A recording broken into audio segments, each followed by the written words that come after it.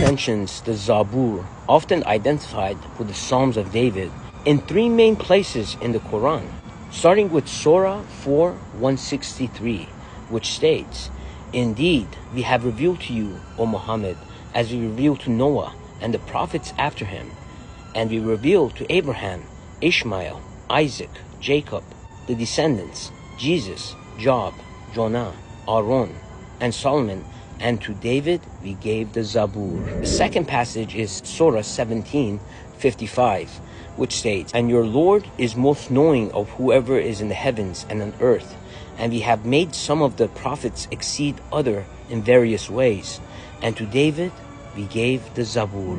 And on Surah 21:105, it states, "And we have already written in the Zabur after the previous mention that the land is inherited by his righteous servants."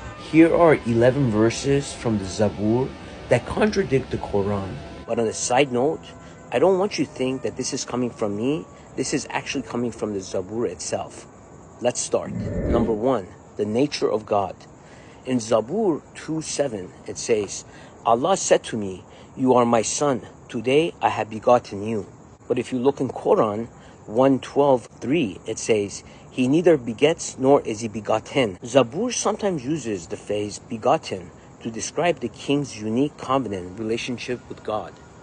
The Quran strictly rejects any sonship language, whether literal or metaphorical, making this language incompatible.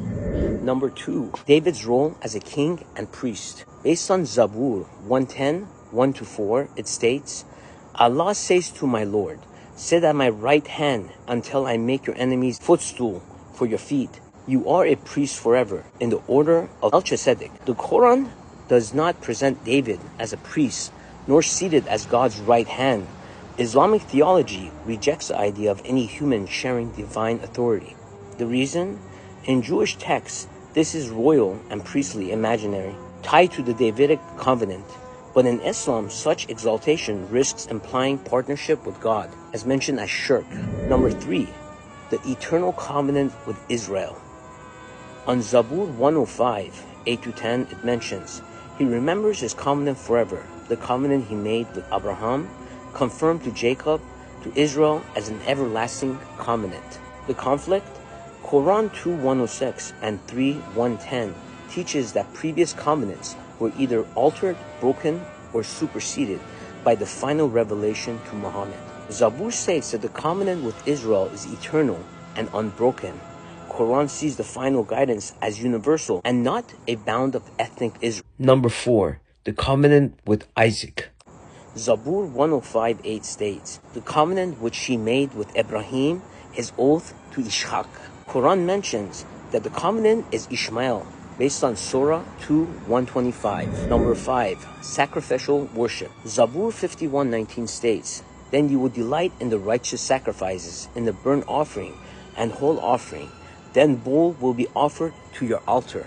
The conflict with Quran is that on Quran 22:37, it teaches that sacrificial meat does not reach God, only piety does. Islamic sacrifice is not tied to the Jerusalem temple system. The reason?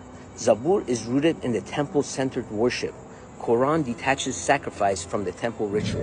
Number 6, the concept of God's rest. Zabur 95:11, "So I swore in my wrath, they shall not enter my rest." Quran conflict?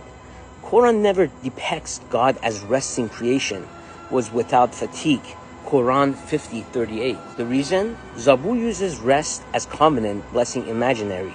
Quran rejects any anthropomorphic or rest-related description of God. Number 7, God chosen people forever. Zabur 94:14 states, "For Allah will not reject his people. He will never forsaken his inheritance." The Quran conflict? Quran 5:13 says, God cursed some of the children of Israel for breaking the covenant. Reason? The Zabur insists of God's unbroken commitment. Quran says that the covenant was breached. Number 8, salvation through God alone. Zabur 62, 1-2 states, "My salvation comes from him. Truly he is my rock and my salvation." The Quran conflict on Surah 4, 136 requires belief in Muhammad as part of a true faith. The reasons? Zabur focuses on God alone without requiring belief in any other later prophet. Number 9. The laws of Moses is eternal. Zabur 119:44. "I will always obey your laws forever and ever." The Quran conflict, Surah 2, 106, speaks of abrogation, allowing some previous laws to be replaced. The reason? Zabur presents Torah as a permanent and unchangeable. Quran allows it for its superstition.